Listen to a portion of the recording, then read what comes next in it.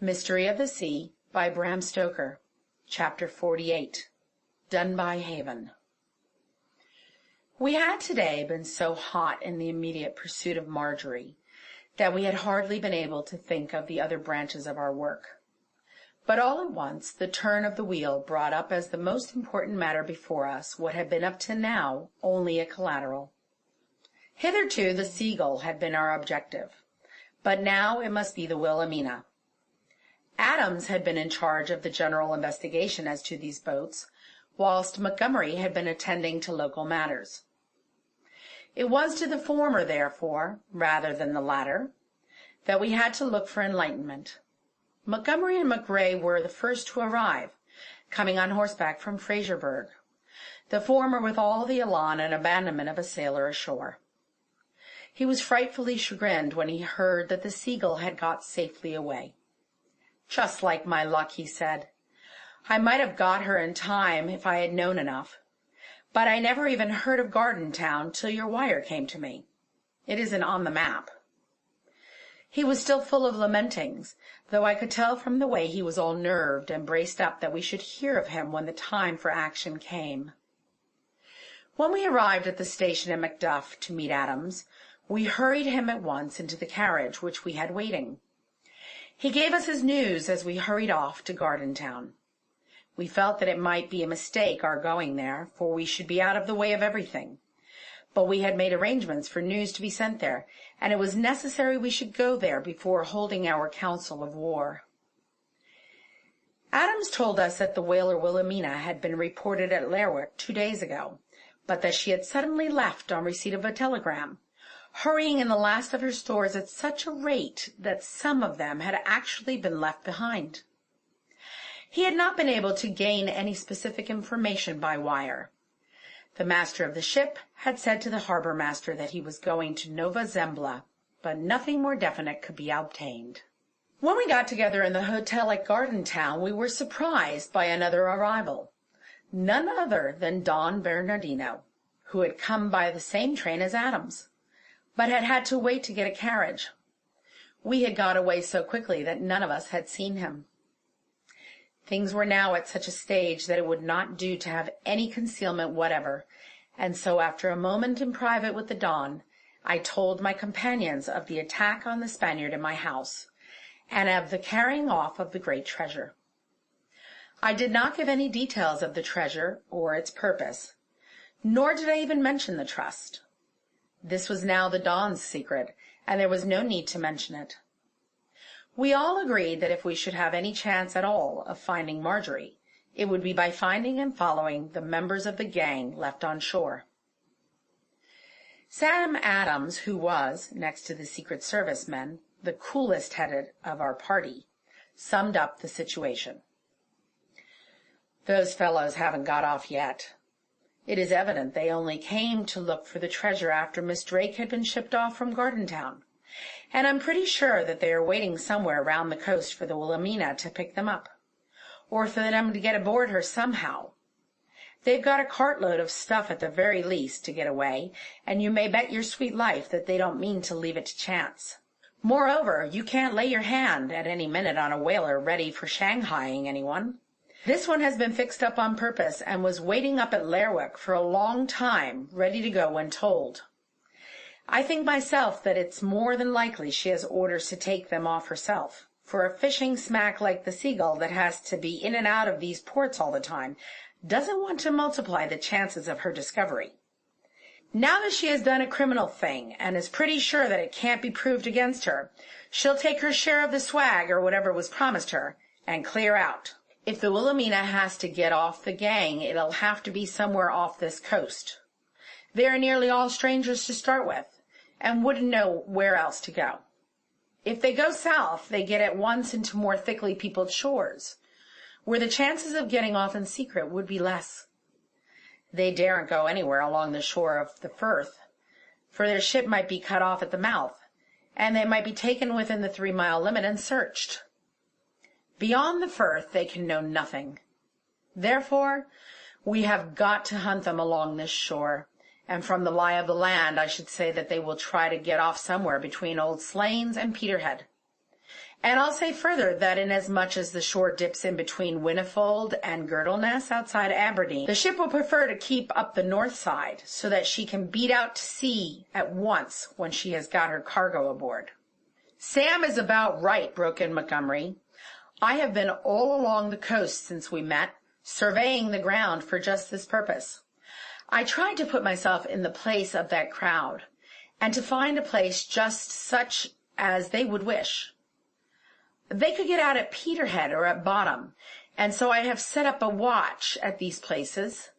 Some of our sailors who were sent up to me from London are there now, and I'll stake my word that if the Wilhelmina tries to come in to either of these places, she won't get out again with Marjorie Drake on board.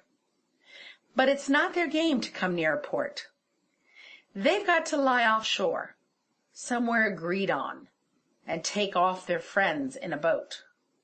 There are dozens of places between Cruden and Peterhead where a boat could lie hidden and slip out safely enough.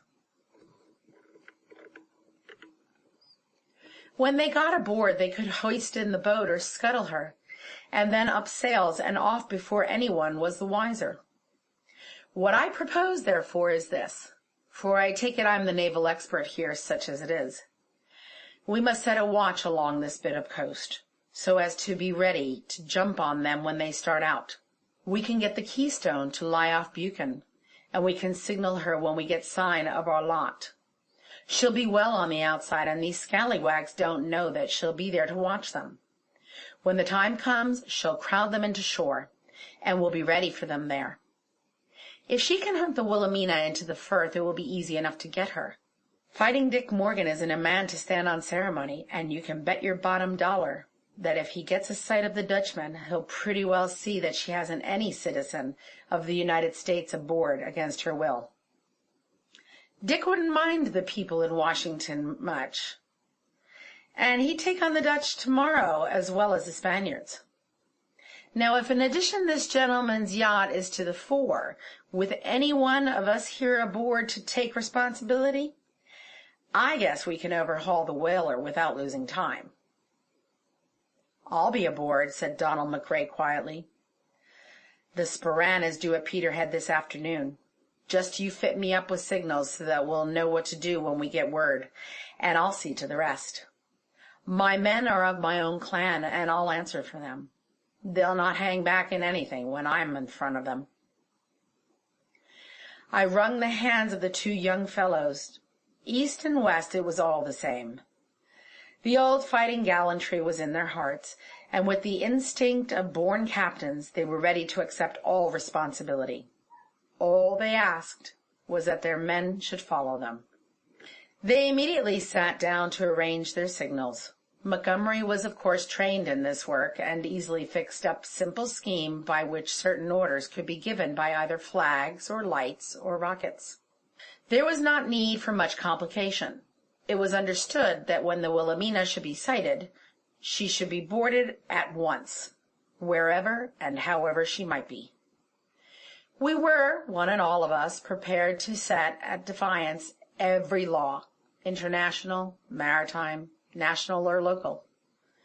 Under the circumstances, we felt that given we could once get on track with our enemy, we held a great power in our hands. Before long, McRae was off to Peterhead to join his yacht, which would at once start on a sort of sentry go up and down the coast. The rest of us set about arranging to spread ourselves along the shore between Cruden and Peterhead. We did not arrange watches, for time was now precious to all on both sides of the encounter. If an attempt was to be made to take off the treasure, it would in all probability be made before morning. Every hour that passed multiplied the difficulties and dangers of the blackmailers. The weather was becoming misty, which was a source of inconvenience to us all. Thick patches of white fog began to drift in from the northeast, and there was ominous promise in the rising winds of there being danger on sea and shore before many hours had passed. We each took provision with us for the night, and a sufficiency of rockets and white and red lights for our signaling work, in case there might be need of such. In disposing of our forces, we had not, of course, a sufficiency of men to form a regular cordon. but we so arranged ourselves that there was no point at which a boat could land which was not in view of some of us. I was terribly anxious, for as the evening came on, the patches of white mist came driving in more quickly, and getting thicker and more dense. Between them the sea was clear, and there was no difficulty in keeping accurate observation. But as each fog belt came down on the rising wind, our hearts fell. It would come on like a white cloud, which would seem to strike the land and then close in on every side, as though wrapping the shore in a winding sheet. My own section for watching was between Slains Castle and Dunbuy, as wild and rocky a bit of coast as anyone could wish to see. Behind Slains runs in a long, narrow inlet, with beetling cliffs sheer on either side, and at its entrance a wild turmoil of rocks are hurled together in titanic confusion. From this point northward, the cliffs are sheer, to where the inlet of Dunbuy has its entrance guarded by the great rock, with its myriad of screaming wildfowl and the white crags marking their habitation. Midway between those parts of my sentry go is a spot which I could not but think would be eminently suited for their purpose, and on this for some time I centered my attention. It is a place where in old days the smugglers managed to get in many a cargo safe, almost within earshot of the coast guards. The modus operandi was simple. On a dark night, when it was known that the coast guards were, intentionally or by chance, elsewhere, a train of carts would gather quickly along the soft grass tracks or through the headlands of the fields. A crane was easily improvised of 2 crossed poles, with the longer one to rest on them. One end held inland could be pushed forward or drawn back, so as to make the other end hang over the water or fall back over the inner edge of the cliff. A pulley at the end of this pole and a long rope with its shore end attached to the harness of a strong horse completed the equipment. Then, when the smugglers had come under the cliff, the rope was lowered and the load attached. The waiting horse was galloped inland, and in a few seconds the cluster of barrels or cases was swung up on the cliffs and distributed amongst the waiting carts. It would be an easy matter to invert the process. If all were ready, and I knew that the gang were too expert to have any failing in that respect, a few minutes would suffice to place the whole of the treasure in a waiting boat. The men, all save one, could be lowered the same way, and the last man could be let down by the rope held from below. I knew that the blackmailers had possession of at least one cart. In any case, to men so desperate and reckless to get temporary possession of a few carts in a farming country like this would be no difficult task. So I determined to watch this spot with extra care. It was pretty bare at top, but there was a low wall of stones and clay, one of those rough fences which are so often seen round cliff fields. I squatted down behind a corner of this wall, from which I could see almost the whole stretch of my division. No boat could get into Dunbuy or Langhaven, or close to the castle rocks without my seeing it. The cliff from there up to where I was sheer, and I could see well into the southern passage of the haven inside Dunbuy Rock.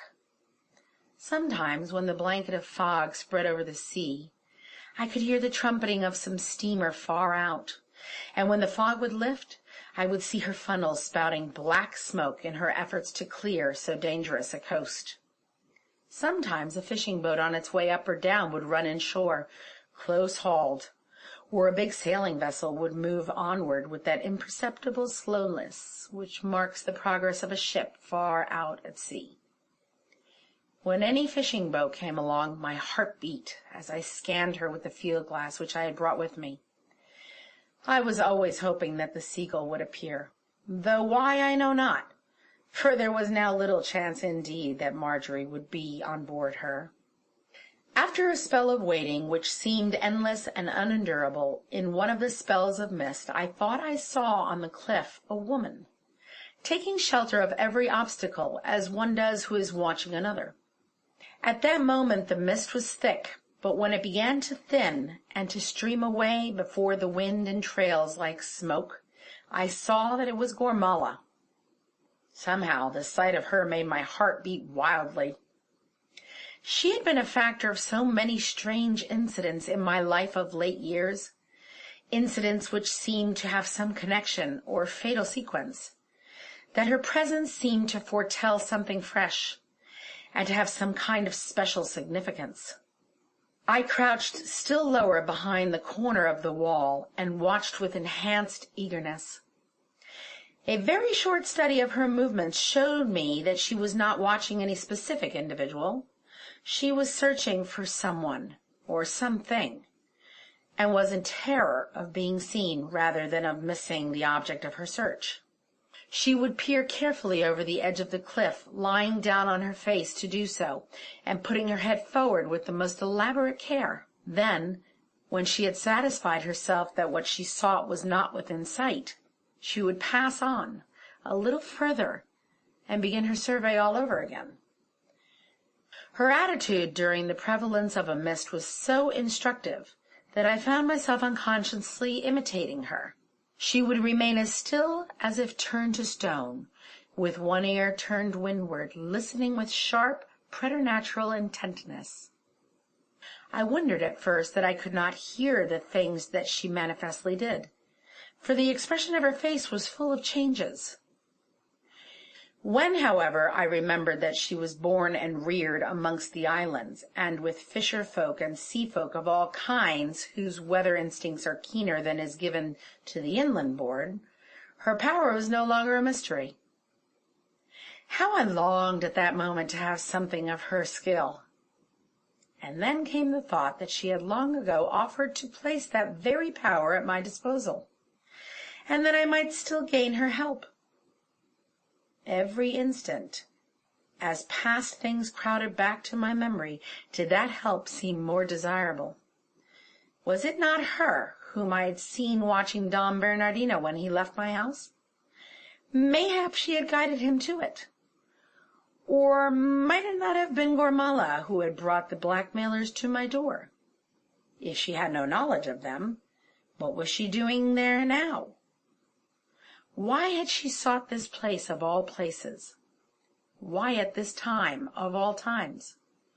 What or whom was she seeking amongst the cliffs? I determined not to lose sight of her at present, no matter what might happen.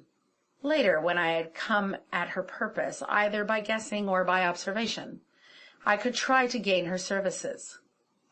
Though she had been enraged with me, I was still to her a seer, and she must believe, from what had passed, that I could read for her the mystery of the sea. As she worked along the cliff above Dunbuy Haven, where the rock overhung the water, she seemed to increase both her interest and her caution. I followed round the rude wall which ran parallel to the cliff, so that I might be as near to her as possible. Dunbuy Haven is a deep cleft in the granite rock in the shape of a Y, the arms of which run seaward, and are formed by the mother cliff on either hand, and the lofty crags of the island of Dunbuy. In both these arms there is deep water, but when there is a sea on, or when the winds blow strong, they are supremely dangerous. Even the scour of the tide running up or down makes a current difficult to stem. In fair weather, however, it is fairly good for boating, though the swell outside may be trying to those who are poor sailors. I had often tossed on that swell when I had been out with the salmon fishers, when they had been drawing their deep floating nets. Presently I saw Gormala bend, and then disappear out of sight. She had passed over the edge of the cliff. I went cautiously after her, and throwing myself on my face so that she could not see me, peered over. There was a sort of sheep track along the face of the cliff, leading downward in a zigzag. It was so steep, and showed so little foothold, that even in the state of super excitement in which I then was, it made me dizzy to look at it. But the old woman, trained on the crags of the western islands, passed along it as though it were the broad walk of a terraced garden. End of chapter 48.